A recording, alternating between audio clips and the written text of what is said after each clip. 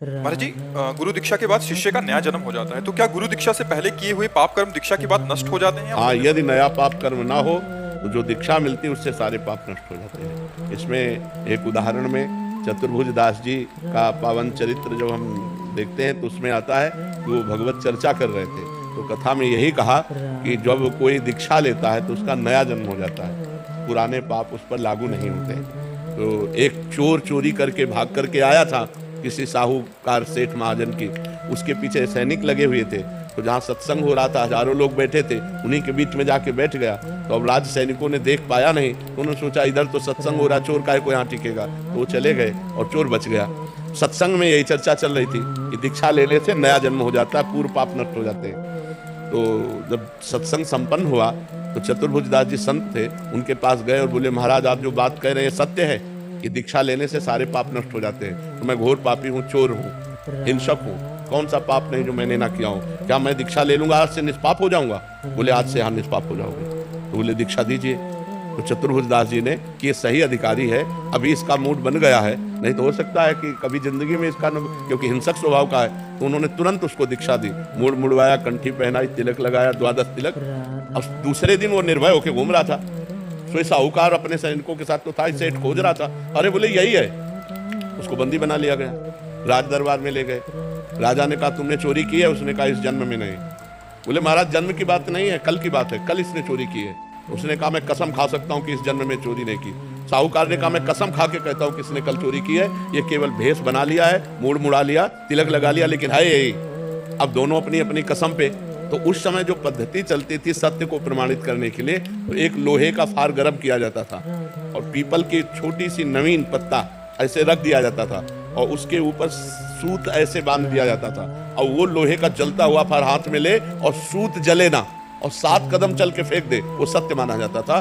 तो ऐसा ही चोर के साथ किया गया, जो ही पूरी पद्धति करके ऐसे फार। तो उसने कहा गुरुदेव ने कहा था कि दीक्षा लेने के बाद नया जन्म होता है, ये अंदर, और जोर से बोला मैंने इस जन्म में कभी पाप नहीं किया, और 7 कदम चला, फेंक दिया, बिल्कुल सूत ज्यों का त्यों।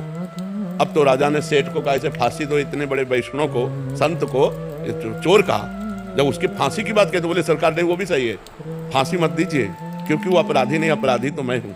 तो बोले अब तुम अपराधी कैसे हो सकते, तुम्हारा तो प्रमाण हो चुका है कि तुमने इस जन्म में चोरी नहीं की। बोले इस जन्म में नहीं की? बोले क्या कहानी क्या है? बोले कहानी ये है कि हमने कल चोरी की थी। ये सही कह रहे हैं, लेकिन फिर हमने दीक्षा ले ली, तो दीक्षा से नया जन्म हो जाता है, इसलिए मैंने इस जन्म में चोरी नहीं की। इस बात से वो राजा बड़े प्रभावित हुए, बोले मैं उन संत से मिलना चाहता हूँ जिन्होंने तुम्हारे जैसे चोर का परिवर्तन कर दिया। तो उस दृष्टांत से पता चलता है कि नया जन्म हो जाता है, लेकिन अबलो नसानी अबना न सही हो। उस चोर ने झूठ नहीं बोला, उसने फिर कभी चोरी नहीं की, आज तक किया, अब नहीं करूंगा, तो इससे सारे पाप नष्ट हो जाते हैं दीक्षा लेने से। अगर दीक्षा लेकर फिर पाप करे तो पक्के रजिस्टर्ड पाप होते हैं, फिर वो भोगना पड़ता है और उसमें गुरु को भी कष्ट भोगना पड़ता है। ऐसा नहीं है जैसे शिष्य पाप करे, यदि उसको दंड ना दे, उसको त्याग ना करे, तो गुरु को भी पाप लगता है कि आप ऐसे को क्यों दीक्षा दी, क्यों मंत्र दिया। राधे राधे महाराज जी। महाराज जी आपका प्रश्न ऐसा है कि काफी जनों का ऐसा प्रश्न हो सकता है कि किनके घर में उनके प्रियजनों का मृत्यु हो जाता है। महाराज जी आप कह रहे हैं कि आपके 23 दिन के एक बालक थे, उसका मृत्यु हो गया। महाराज जी अब जीवन स्थगित सा लग रहा है, वापस जीना चाहते हैं मगर किसी चीज में मन नहीं लग रहा। महाराज जी ऐसी स्थिति में जब वो ऐसी दुविधा सी आ जाती है, जीवन में ऐसी प्रतिकूलता आ जाती है, तो महाराज जी उस समय अभी हमने बताया कि समस्या का समाधान भगवान है। अगर हम नाम जप और विवेक, अब विवेक से हमको पता होना चाहिए कि वो जीव केवल 23 दिन के लिए आया, 23 महीने के लिए आया, 23 साल के लिए आया, हम 23 सेकंड भी नहीं बढ़ा सकते। वो जीव आया ही इतने काल के लिए। अब हम अपने स्वार्थ को रोते हैं कि मेरा बेटा अगर ये जवान होता, पढ़ते लिखता, नौकरी करता, तो मैं अपनी आंखों से सब देखता, वो कमाता और सुखपूर्वक रहता। लेकिन ये आपकी सोच है। वो जीव तो केवल 23 मिनट के लिए आया, 23 सेकंड के लिए आया, मतलब पैदा होते ही मर गया। 23 दिन के लिए, 23 महीने के लिए, 23 साल के लिए, उस पर हमारा बस नहीं चल सकता, उस पर किसी का बस नहीं चलता। जितनी आयु लेकर के जीव आता है उतनी आयु ही, ये हमारा विवेक। तभी हमने 2 बातें कही थी, नाम जप और विवेक से हम संसार पर समाधान पा सकते हैं। भाई उसकी आयु ही इतनी थी तो मैं क्या करूं, मेरा इतना पुण्य नहीं था, मेरा पुण्य इतना ही था कि मुझे पुत्र तो मिलेगा, लेकिन इतने दिन के लिए मिलेगा। अब उस पर किसी का बस नहीं, काहू को बस ना है, जो कछुए सब तिहारी कृपा, किसका बस है आप बताओ। अगर बस चले तो हम सब समस्याओं को मिटा दें, लेकिन हमें मिटाना नहीं, हमें भोगना पड़ता है। बड़े बड़े संतों को भोगना पड़ता है, नहीं भोगना पड़ता। तो इसलिए ये विचार कीजिए कि अगर मिटाना संभव होता तो दशरथ जी की मृत्यु नहीं होती। जिनके पुत्र भगवान राम, राम के पिता कहलाने का सौभाग्य जिनको मिला, उनको भी तड़प तड़प करके प्राण त्यागने पड़े। हा राम हा राम हा राम। और भगवान राम, समर्थ राम विराजमान है, लेकिन उनके पिता। तो ये जो मृत्युवाद है, इसके लिए वशिष्ठ जी कह रहे, सुनो भरत भावी प्रबल बिलख कहो मुनिनाथ, हानि लाभ जीवन मरण जस अपजस विधान। ये विधान का है। अगर वो है कि बालक जन्मेगा लेकिन 15 मिनट जिएगा, तो 15 मिनट केवल रोएगा, इसके बाद खत्म हो जाएगा। 5 सेकंड भी आप नहीं बढ़ा सकते, चाहे जितना बड़ा सर्जन डॉक्टर ले आओ, नहीं बढ़ा सकते। तो इस पर थोड़ा विचार। अगर आप दुखी होकर के जीवन व्यतीत करेंगे तो अपना उत्साह नष्ट करके अपने जीवन को कमजोर कर लेंगे। तुरंत काटिए उसके, नहीं वो जीव केवल इतने ही मिनट के लिए आया था, मेरा इतना ही पुण्य था, अब इसके आगे नहीं, तो अब आगे देखते हैं। अगर संतान सुख होगा तो आ जाएगा, नहीं आ जाएगा तो कोई बात नहीं, हम भगवान को अपना बेटा बना लेते हैं, गोपाल जी को अपना बेटा बना लेते हैं, भगवान को अपना मित्र बना लेते हैं। हम इसीलिए कह रहे हैं, हमारी हर समस्या का समाधान भगवान है।